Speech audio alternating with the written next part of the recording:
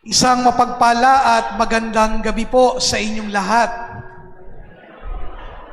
And welcome sa ating pong pagdiriwang ng misa, ika-6 na araw ng ating pagnonobena sa Mahal na Birheng Maria, paghahanda natin sa Pasko ng pagsilang ng ating Panginoon.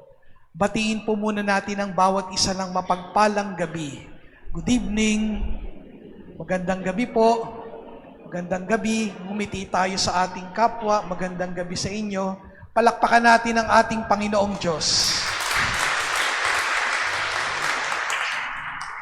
Patuloy ang ating paglalakbay at patuloy nating pinagninilayan ang mga sandali sa buhay ng ating mahal na Birheng Maria, ng kanyang pinsang si Elizabeth at iba pang mga karakter ng ating mga pagbasa. Mga kapatid, sa ating ebanghelyo, narinig natin ngayon ang tagpo sa buhay ng magpinsang Maria at Elizabeth. Matapos na malaman ni Maria ang kanyang pagdadalang tao, ayon sa pagbabalita sa kanya ng anghel, agad siyang nagpunta sa kanyang pinsan.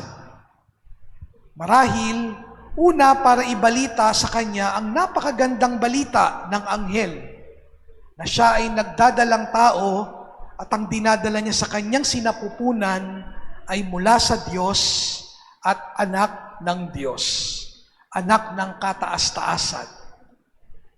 Pangalawa, marahil nagpunta rin si Maria kay Elizabeth para damayan ito. Tandaan natin, si Elizabeth ay nagdadalang tao rin. At dahil siya'y matanda na, marahil masela na rin ang kanyang kalagayan. Kaya kailangan niya ng tulong. Kailangan niya ng pagsuporta. At si Maria hindi nag-aatubili na ibigay ang kanyang sarili, ialok ang kanyang sarili para damayan si Elizabeth.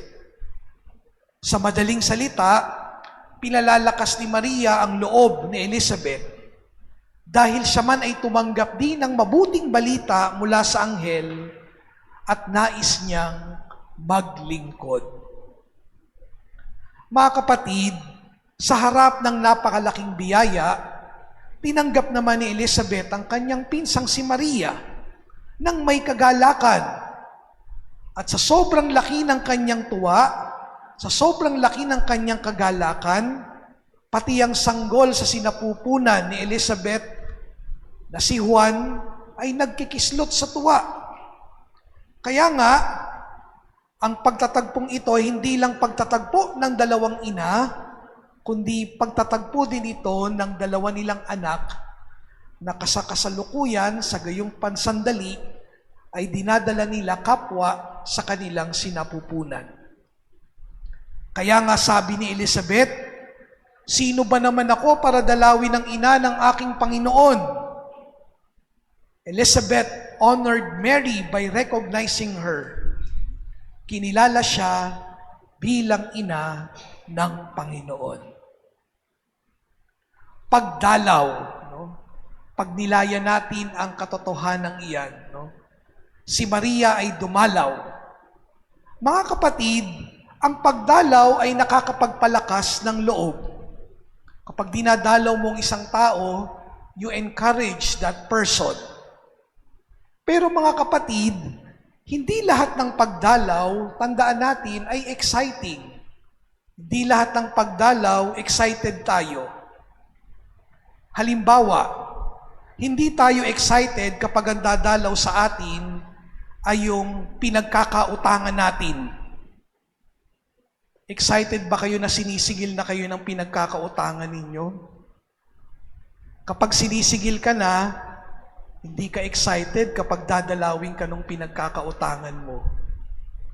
Gayunman, ngayong Pasko, kung may utang ka, sana unahin mo yan na priority para maging masaya kayo sa tuwing magkikita kayo at kapwa kayo magagalak sa tuwa dahil nabayaran mo na ang iyong utang. Amen?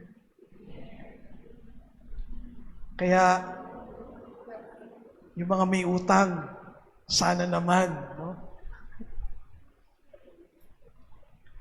Hindi lahat ng pagdalaw ay masaya. Sa susunod na buwan, magiging masaya ka kaya kung dadalawin ka ni Judith? Kilala niyo ba si Judith? Judith ng kuryente, Judith ng tubig, Judith ng internet, Judith ng credit card. Hindi tayo excited kapag dadalawin tayo ng Judith. Ngayong Pasko, maraming dadalaw sa mga ninong at ninang, lalo na yung mga bata. Habang ang mga inaanak ay excited na dumalaw sa kanilang mga ninong at ninang, tito at tita, lolo at lola. Excited kaya ang mga ninong at ninang, tito at tita, lolo at lola? Papaano kung yung dadalawin ninyong ninong o ninang ay hirap talaga sa taong ito? Dadalawin nyo pa rin kaya sila kung nabalitaan nyo na hirap sila ngayong taong ito? Kaya nga sa mga namamasko, sana sa pagdalaw ninyo, hindi lang kayo basta mamamasko. Kamustahin nyo rin yung dadalawin ninyo. Minsan kasi ang nakalulungkot, kapag binigyan ang namamasko at kaunti lang ang ibinigay, magsasalita pa, ay kuripot ang ninong ko. Ay barat ang ninang ko. Mga magulang, turuan ninyong inyong mga anak na huwag maging materyoso. Pwedeng ipagdiwang ang Pasko kahit na hindi sa mga bagay na yan. Turuan ding magpasalamat. Kapag ganyan kasi ang klase ng pagdalaw, baka hindi masayang pagdalaw yan. Marami pang ibang klaseng pagdalaw, family reunion. Minsan sa totoo lang, habang excited ang ilan kapag family reunion, minsan meron ding hindi excited. Kasi minsan sa loob ng family reunion, nauungkat ang mga lumang sugat, nagkakapikunan, nagkakainisan.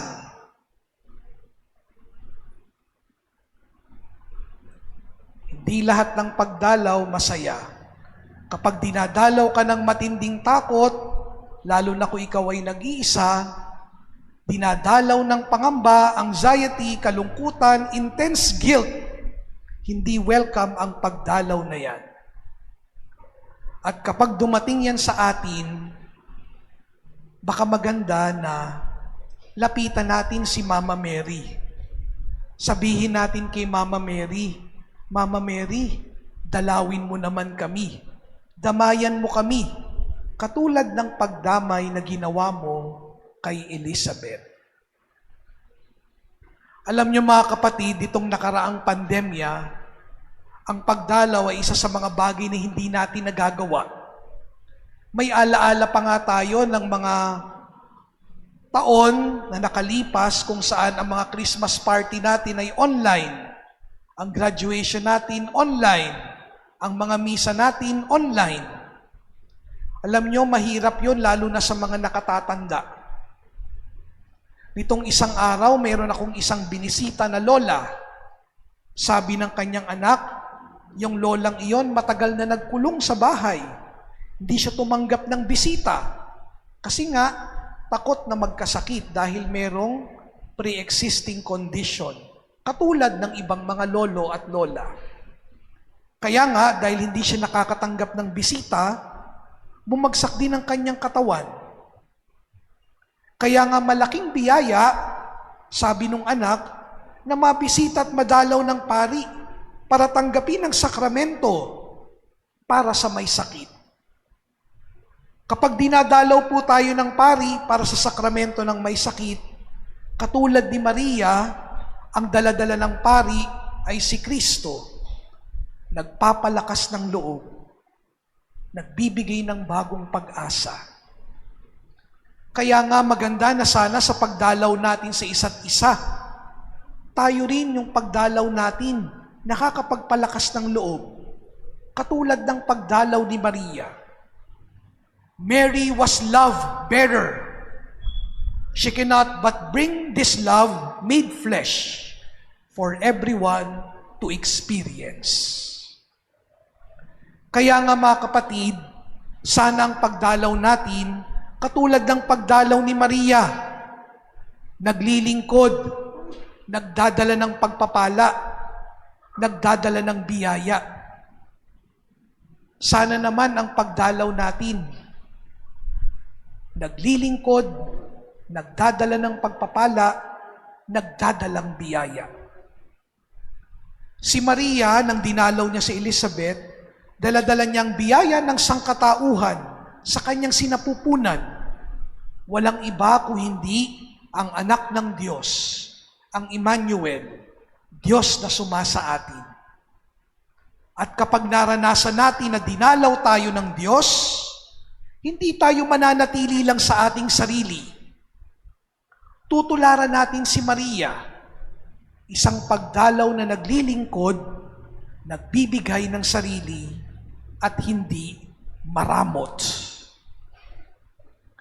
For people who experience God's love can never be selfish. Dahil tayo ay biniyayaan ng Diyos, tayo rin ay naglilingkod ng dali-dali at nagiging pagpapala sa iba. Kaya nga mga kapatid, suriin natin ang kalidad ng ating mga pagdalaw at pagbisita. Kung biniyayaan tayo ng Diyos, sana katulad ni Maria, maglilingkod din tayo ng dali-dali at magiging daan ng pagpapala sa iba. Amen. Sa ngalan ng Ama at ng Anak at ng Espiritu Santo. Amen. Tumayo